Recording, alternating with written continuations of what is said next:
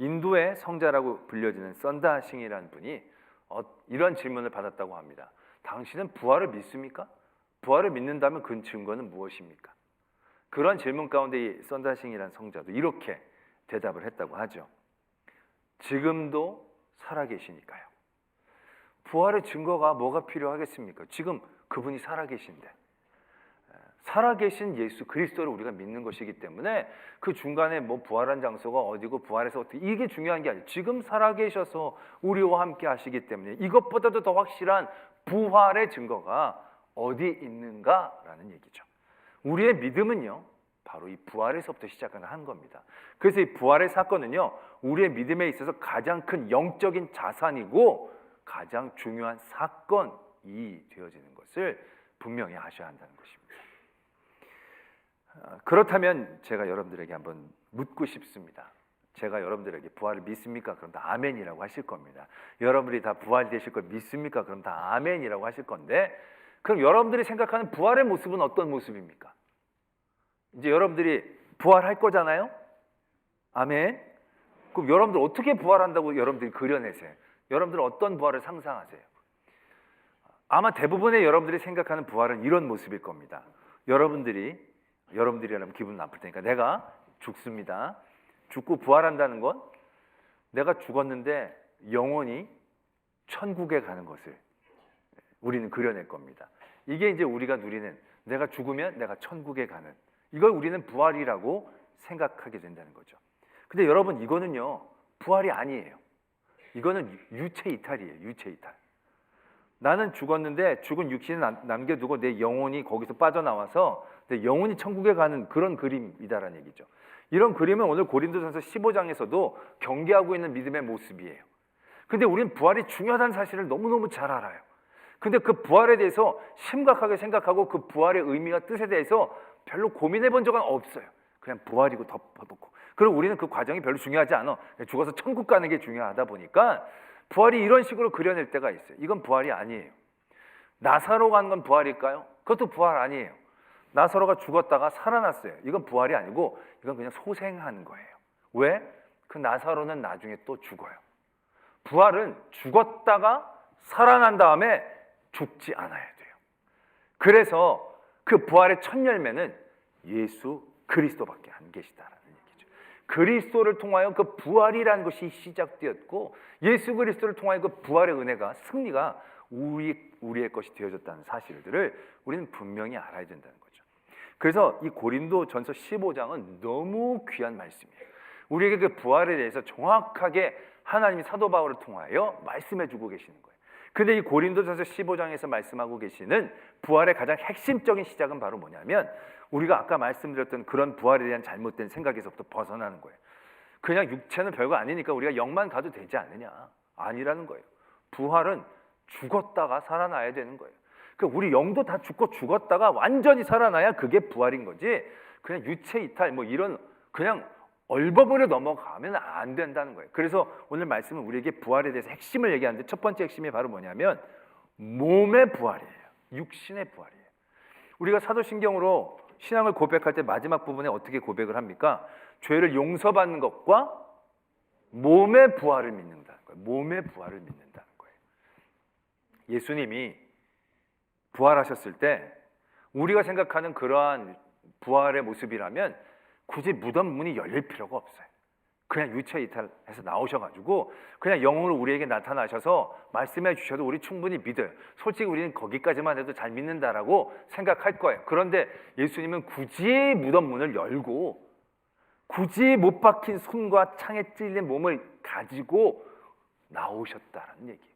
그리고 제자들을 만나셨을 때도 그냥 만나도 되는데 굳이 물고기를 드셔가면서 그게 몸의 부활이다라는 것을 우리에게 분명히 말씀해 주셨다라는 얘기죠.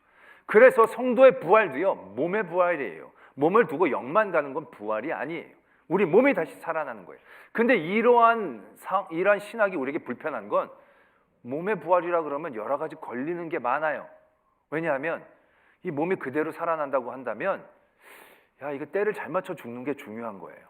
그대로 살아나니까 제일 좋고 제일 아름다울 때 죽으면, 여기서는 짧아서 좀 원통하지만 그런 몸으로 영원한 삶을 산다고 생각해봐. 여기서 오래 사는 건 좋은데 그래가지고 노인이 된 몸으로 나중에 하나님의 나라에 갔더니 먼저 죽은 친구는 아주 이게 막 젊어가지고 막 이런데 아이고 마리암만이야 이러면 뭔가 기분이 나빠지잖아요. 이거 아닌 것 같은 거예요.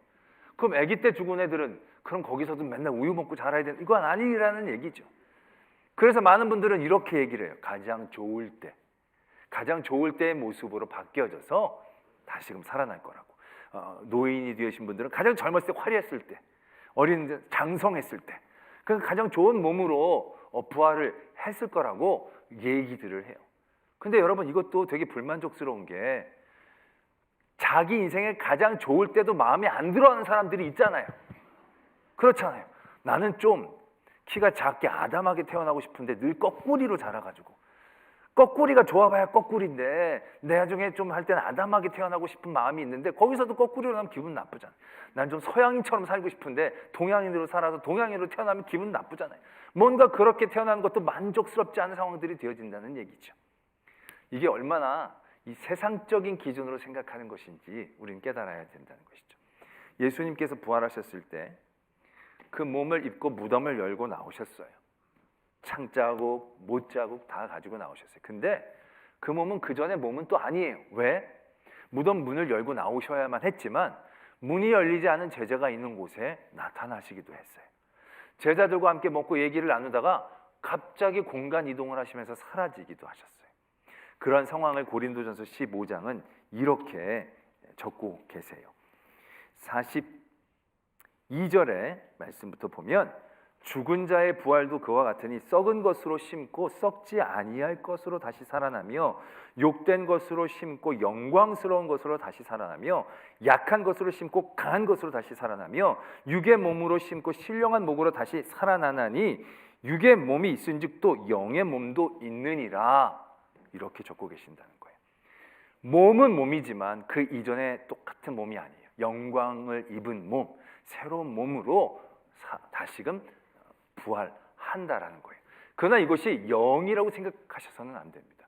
육체이고 몸이다라는 것을 우리가 분명히 알아야 한다는 것이죠. 그렇다면 우리가 이런 생각을 해볼 수가 있습니다. 아니 굳이 이렇게 몸을 다 살려서 나올 필요가 뭐가 있느냐. 하나님의 나라에 가서 살면 되는 거지. 그냥 영이라도 가서 살면 좋은 거 아니냐. 그런 분들은 이제 이렇게 해석하는 분들도 있어요. 몸을 입어야 그 상과 과가 분명해진다는 거죠. 거지 나사로 얘기를 보면 부자가 지옥에 가서 꺼지지 않은 불에서 막 고통스러워요. 그 영이 고통을 느끼는 건 별로 약하다는 거죠. 육을 입혀야 된다는 거예요. 그 육을 입혀야 거기서 굉장히 고생을 한다는 거죠. 그리고 몸을 입고 부활을 해야 하나님의 나라에서도 먹고 마시고 즐거워하는 모든 것들이 제대로 느껴질 수 있지 않는가. 그렇기 때문에 상과 과를 분명하기 위해 몸의 부활이 필요하겠다라는 생각도 가지게 되지만 그건 별로 중요한 얘기가 아니에요. 정말로 중요한 이유가 있어요. 그게 바로 뭐냐면 고린도전서 15장 55절에서부터 보면 이렇게 말씀이 적혀져 있어요. 사망아 너의 승리가 어디 있느냐? 사망아 네가 쏘는 것이 어디 있느냐? 사망이 쏘는 것은 죄요 죄의 권능은 율법이라. 25절 26절에 보면 그가 모든 원수를 그 발 아래에 둘 때까지 반드시 왕노릇 하시리니 맨 나중에 멸망받을 원수는 사망이니라. 이렇게 적고 계세요. 지금 우리가 이 땅에서 영적인 모든 싸움을 감당하면서 가장 강력한 대적이 누구냐면 사망이에요. 우리가 꼭 이겨야 될 사탄과 악의 권세는 사망이에요. 근데 여러분 사망 권세를 이기는 방법이 무엇이라고 생각하십니까? 예수님의 이 땅에 오심과 여러 가지 사역은 승리로 쌓여진 삶이었어요. 사역이었어요. 예수님이 이 땅에 인간의 몸을 입고 겸손히 내려오셨어요. 겸손의 승리예요. 그런데 사단의 세력들은 그걸 가만히 두나요? 아니요. 헤롯 왕을 부추겨서 주변 애들을 다 죽이게 합니다. 그런데 살아내셨고 자라나셨고 나중에 공생애를 시작하시게 됩니다. 하나님의 아들 예수 그리스도가 공생애를 시작하게 되니까 사단이 가만히 있나요? 찾아와서 시험을 겁니다. 그 시험을 돌을 떡으로 하고 절을 뛰어내리는 거 이런 거 예수님이 완전히 완벽하게 이기셨죠. 아 하나님의 아들 예수 그리스도는 다르구나. 내가 상대가 안 되는구나. 그리고 사단이 그 다음부터 나타나지 않느냐? 아니에요. 말씀은 그때 사단의 모습을 어떻게 적고 있느냐면 사탄이 잠시 물러나더라. 잠시 물러나더라. 예수님은 그 이외에도 병자를 고치셨어요. 귀신 들린 자에게서 귀신을 쫓아내셨어요. 물을 포도주로 바다를 잔잔케 하시고 오병이어로 수천 명을 먹이시고 놀라운 승리와 역사를 예수님은 베풀어 주셨어요. 아, 저 정도면 어느 누구도 이길 수 없겠구나. 감히 범접할 수 없는 분이겠구나. 이렇게 생각할 법도 한데 사단과 죄의 세력들은 절대로 포기하지 않습니다. 그들이 늘 지고 늘 쫓겨나고 늘 졌던 것처럼 보여졌지만 그래도 절대로 포기하지 않아요. 예수 그리스도를 죽이는 데까지 그들은 절대로 물러서지 않았다는 거죠. 욥이 시험을 당할 때도 그렇지 않습니까? 욥이 재산도 다 뺏기고 자녀도 다 죽었어요. 그런데도 불구하고 욥이 신앙을 지켰어요. 그 정도면 든든한 신앙 아닙니까? 다시 굳이 시험해 볼 필요 없는 신앙 아니겠습니까? 그런데 사탄이 포기하나요? 사탄은 포기하지 않습니다. 가죽을 가죽으로 바꾸리까, 생명을 생명으로 바꾸리까. 끝까지 욥을 넘어뜨리기 위해서 집요하게 나타나는 게 사단의 세력이에요. 예수님이 그래서 사단의 권세를 어떻게 이기셨습니까? 우리는 사망 권세를 이기는 방법이 죽지 않는 거라고 생각해요. 여러분, 죽지 않는 건 사망 권세를 이기는 게 아니라 사망 권세를 피해 다니는 것에 불과합니다. 우리가 영원히 산다라고 했을 때 사망 권세는 살아있는 우리를 절대로 가만히 두지 않고 어떤 방법으로 해서라도 우리를 걸어 넘어뜨리고 죽음으로 이르게 하려고 포기하지 않을 겁니다. 자기가 졌다는 걸 절대로 인정하지 않을 거예요. 사망 권세를 이기는 유일한 길은요, 죽었다가 다시 살아나는 겁니다. 죽었다가 다시 살아나는 것이 사망 권세를 이기는 유일한 방법이에요. 왜? 죽음이 그에게 닥쳤을 때 사망 권세는 더 이상 할 게 없는 거예요. 다 쓸 모든 힘을 다해서 그를 죽게 했는데 그런데 다시 살아났다. 그 다음부터 사망 권세는 방법이 없어요. 그래서 예수 그리스도가 몸으로 죽고 몸으로 다시 살아나셨을 때 사망 권세가 끊어지고 어둠의 권세가 물러나게 되는 거예요. 그 승리가 완벽하고 온전한 승리가 되었다라는 것을 우리가 분명히 알아야 한다는 것입니다. 때문에 우리가 얻게 되어지는 부활은 이러한 승리의 멸류관이다라는 겁니다. 사망 권세로부터 완벽하고 온전하게 이기는 승리의 모습, 그게 몸의 부활을 의미한다는 것을 분명히 깨달아야 된다는 것입니다. 그냥 죽어 천국에 가는 게 아니에요. 우리가 죽었지만 다시 살려주시고 그럴 때 사망의 권세로부터 우리가 영영이 벗어나 온전한 승리를 거두게 되어지는 것, 그것이 우리에게 주시는 부활의 놀라운 능력이고 의미이다라는 것을 오늘 고린도전서 15장에서는 우리에게 말씀해주고 계신다라는 얘기죠. 그렇다면 우리는 다시 한번 이 15장에서 부활에 대한 말씀을 주고 계시는 이유를 다시 한번 들여다봐야 합니다. 지금 며칠 동안 계속 고린도 교회 문제들을 말씀을 드렸어요. 그리고 그 문제에 대하여 하나님이 어떠한 길을 원하시는지에 대한 말씀을 나누었어요. 그런데 15장에 갑자기 뜬금없이 부활에 대한 얘기예요. 물론 그 고린도 교회에서 부활을 부정하거나 부활을 믿지 않는 사람들이 덜어 있었겠지만 그게 심각한 문제처럼 다뤄졌다면 이건 정말로 제일 처음에 다뤘어야 될 문제예요. 그러나 처음 다룬 게 아니라 제일 마지막, 모든 현안을 다루고 난 다음에 이제 가장 마지막으로 이 부활의 문제를 우리에게 알려주고 계신다는 거죠. 이것이 무슨 의미를 갖고 있는가? 오늘 우리가 말씀을 읽었는데요, 이렇게 우리에게 말씀을 주시지요. 그러므로 내 사랑하는 형제들아, 견실하며 흔들리지 말고 항상 주의 일에 더욱 힘쓰는 자들이 되라. 이렇게 우리를 권면하십니다. 굉장히 중요한 얘기죠. 견실하고 흔들리지 말고 주의 일을 더욱더 힘쓰는 자가 되는 것. 근데 이렇게 되려면 어떤 것이 선행되어져야 하냐면 우리의 수고가 주 안에서 헛되지 않은 줄 알아야 된다는 거예요. 우리가 애쓰고 힘쓰는데 그게 헛되어진다라고 한다면 우리가 꾸준히 견실하고 흔들리지 않기가 쉽지 않은 거예요. 여러분, 학창 시절에 공부를 열심히 했더니 성적이 올라가요. 그러면 공부할 맛이 납니까 안 납니까? 나요. 공부를 안 할래도 안 할 수가 없어요. 공부를 하면 막 성적이 올라가니까 공부하면 되는구나, 할 수 있구나 라는 생각을 가지고 더 공부를 열심히 하게 되죠. 그렇다면 얼마나 우리가 좋았겠어요. 그런데 그렇지 않은 경험들, 여러분들의 표정을 보니까 이런 경험이 별로 없는 거예요. 열심히 했더니 되더라. 이런 경험보다는 열심히 하나 안 하나 그게 그거더라. 공부를 안 하고 시험을 봤더니 50점인데 공부를 열심히 하고 시험을 봤더니 52점이 나왔어요. 그럼 여러분들 다음번에 공부를 하고 싶으시겠어요? 하고 싶지 않겠어요? 쉽지 않은 거예요. 뭔가 해서 결과물이 확실하면 흔들리지 않고 계속 할 수 있겠죠. 근데 자꾸 헛되어지는 거예요. 정말로 이번엔 열심히 공부했는데, 이번엔 진짜 귀한 분이고 집중해서 많이 했는데 시험을 봤더니 열심히 안 할 때랑 큰 차이가 없으면 거기에 다음 우리 심한 절망감들이 얼마나 크겠습니까? 바로 그 얘기를 하는 겁니다. 우리가 주 안에서 수고가 헛되어진다. 견실하게 그 일들을 해내기가 쉽지 않아진다는 거죠. 지난주에 차 접촉사고 그 예화를 드렸죠.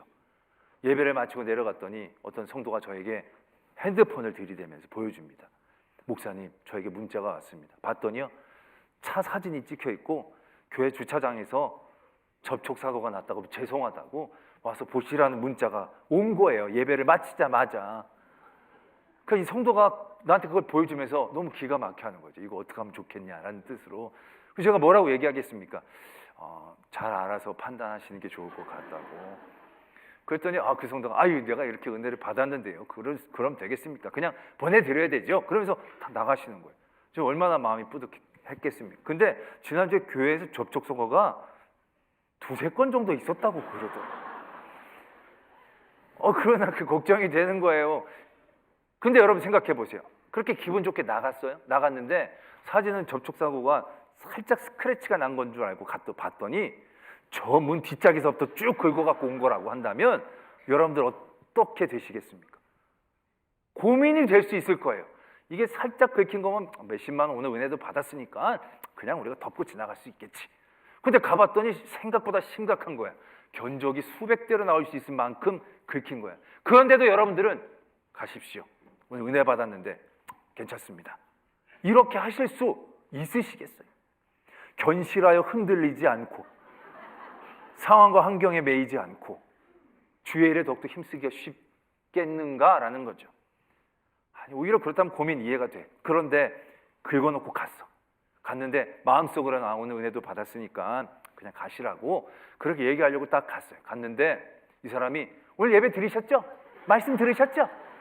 저 그냥 가도 되죠? 만약 이런 식으로 나온다라면 나는 말하기도 전에 지가 먼저 은혜 다 받아가지고 가려고 한다고 한다면 여러분들의 마음 가운데 그것도 참고 참고 그냥 가라고 그래요. 야, 우리가 그리면 그게 아니잖아요. 막 미안하고 그러면 오늘 은혜를 받았으니까 그냥 가세요. 그럼 너무너무 감사해요. 너무너무 저도 꼭 이 은혜 다른 사람에게 갚도록 하겠어요. 이러면 뿌듯하고 좋잖아요. 세상이 그렇게 나가게 두냐는 얘기죠. 이번 주 안 나온 것 같아요. 그분이 왔으면 이따가 꼭 나한테 왔다고 문자 좀 보내주세요. 시험 들어 안 나온 게 아니길 바라겠어요. 아직은 안 보이시는데 주일에 헛되는 게 이게 우리 뜻대로 되지 않잖아요. 정말로 힘쓰고 애썼는데 그것이 우리가 생각하는 것만큼 사람들이 알아주거나 은혜로 돌아오거나 은혜의 선한 영향력들이 비춰지는 게 아니라 오히려 그것들을 이용당한 것 같고 무시당한 것 같고 고린도전서 이전의 모든 문제들 파당이 나눠지고 음행하는 거 예배의 은사의 문제들 솔직히 이런 문제들이 갖고 있는 모습은요 다 이 땅 가운데에 나타나는 결과들인 거예요.